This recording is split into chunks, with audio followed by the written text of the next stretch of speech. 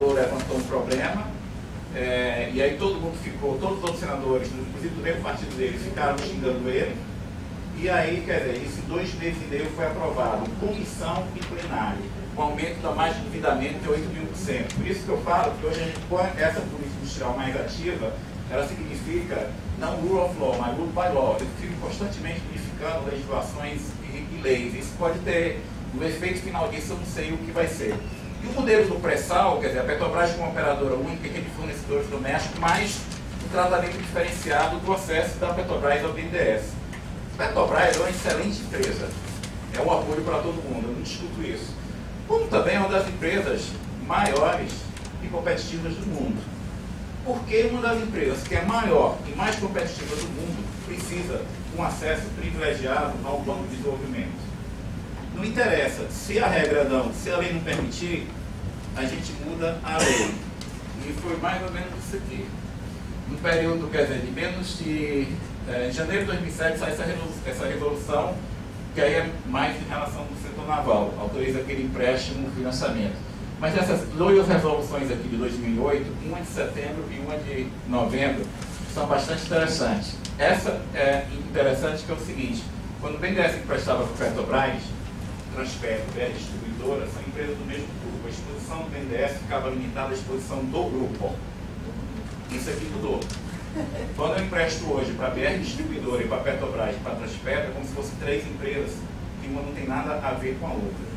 Qual é o resultado disso? Isso permitiu muito o aumento dos empréstimos do BNDES para o grupo Petrobras. E essa resolução aqui, de novembro de 2008, quando eu emprestava para a Petrobras, eu tinha um limite da exposição do BNDES a setor público. Quando eu emprestava para a Petrobras, o empréstimo da Petrobras entrava no limite de exposição do BNDES a setor público. E essa resolução falou que não. E o limite do BNDES, que falou que todo empréstimo para o grupo BNDES não entraria mais em limite do setor público. Então eu modifiquei as resoluções para permitir esse relacionamento mais próximo de BNDES com Petrobras. Sendo que a Petrobras é uma das melhores empresas brasileiras e mais competitiva, e não precisaria desse acesso privilegiado ao BNDES. Dito isso, a gente vem para o ponto, que dado que a gente realmente tem uma interação agora que não é muito clara, a gente não tem instrumentos, não tem indicadores para acompanhar o sucesso e fracasso da política industrial, como é que eu controlo essa relação do Estado e do setor privado? E aí eu tenho algumas coisas interessantes. Na literatura pró-política industrial, eu tenho algumas formas que esse controle se deu em experiência de política industrial. Uma é o conceito de reciprocidade, que ficou muito famoso por esse livro de 89, da Alice Emerson. Eu, inclusive, estava com ela semana passada e estava discutindo isso. E esse conceito de reciprocidade é o seguinte: eu dou apoio, eu dou crédito subsidiado, mas eu tenho indicadores de performance. Eu exijo determinadas contrapartidas. No caso da Coreia, a contrapartida era a meta de exportação. Como era uma meta muito clara, hoje você não pode fazer isso, mas naquela época era uma meta muito clara e de fácil acompanhamento. Era muito difícil eu burlar a regra. Hoje eu não sei qual é o critério de reciprocidade do apoio do setor público a essas várias empresas que estão ocorrendo. Eu não tenho claro qual é o critério de reciprocidade. Eu estou dando dinheiro para, por exemplo, financiar a internacionalização do JBS Friboi. Qual é o critério de reciprocidade? O que é que o país ganha com isso? Ou então, quais são as metas que o JBS Friboi tem que alcançar para justificar esse apoio do setor público? Não existe isso. E o BNDES reconhece isso, e reconhece um dos pontos que eles querem andar agora é ter meta para o grupo. E eu perguntei por que é que vocês estão, enfim, não discutindo isso. A gente não vai discutir, mas ninguém gosta disso.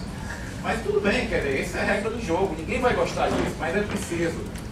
O segundo ponto que tem na literatura é essa coisa do Estado weberiano, que na verdade é um sociólogo lá da Califórnia, que é o Peter Evans, que ele desenvolve esse argumento. Para eu fazer política industrial, eu preciso de um Estado que seja competente, que tenha funcionários públicos bem pagos, que tenha uma burocracia que sabe se relacionar com o setor privado. Como você tem funcionários que têm plano de carreira, que são bem pagos, que são tecnicamente bem treinados, eles conseguem se relacionar com o setor privado e não ser capturados pelo setor privado. Então, o BNDES, o histórico do BNDES e da privatização mostra um pouco disso. O BNDES tem funcionários muito bons. Então, na verdade, o Brasil tem ilhas de eficiência, o BNDES é uma delas. Então, esse critério, a gente está mais ou menos indo bem. O problema é que quando você tem um Estado weberiano e você tem regras que não são claras e não tem indicadores, torna muito difícil a atuação desse Estado weberiano, dessa burocracia meritocrática. E você tem um terceiro fator, que é um professor do MIT também, que é do Departamento de Ciência Política, que é o Ben Rothschneider. E o Ben, ele tem uma ideia muito interessante, que ele fala o seguinte: ele não confia muito nessa relação Estado-empresa nos países em desenvolvimento, e ele acha que você poderia utilizar associações para diminuir o custo de transação da relação Estado-empresa. E basicamente o seguinte: chama a associação e diz: está aqui um programa que vende capital, agora vocês vão ter que me provar X, Y, Z. Vocês vão ter que colocar meta para a associação e o peso de controlar seus associados fica para a associação. Mas para eu fazer isso, eu preciso ter uma associação de empresários ou associações setoriais, de empresas setoriais que realmente funcione, que ele esteja interessado, que tenha concorrência, por exemplo. Porque a literatura mostra que não adianta tentar fortalecer associações que você tem 2 ou 3 empresas controlando a associação, porque eles capturam. 2, se eu tento fortalecer a associação para negociar com o Estado e eu não tenho concorrência, eles também não tem por que eles usarem aquele dinheiro para forma mais produtiva.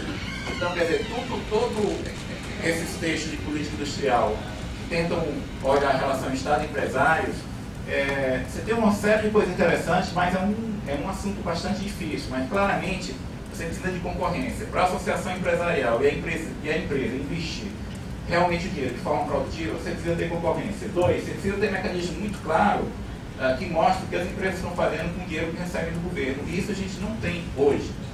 Por que é importante esse controle? Eu falei tudo isso, vou terminar em 2 minutos. Por que é importante esse controle? Por que a gente aqui da área de economia e direito está preocupado com isso? Porque tem uma coisa que a política industrial tem um custo e nem sempre é explicitado.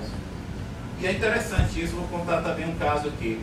Isso aqui é empréstimo concedido às instituições financeiras oficiais. 2005, 0. 2006, 0. 2007, 0. 2008, 35 bi. 2009, 137 bi. 2010, 217 bi. Vai continuar crescendo. Vai continuar crescendo um pouquinho.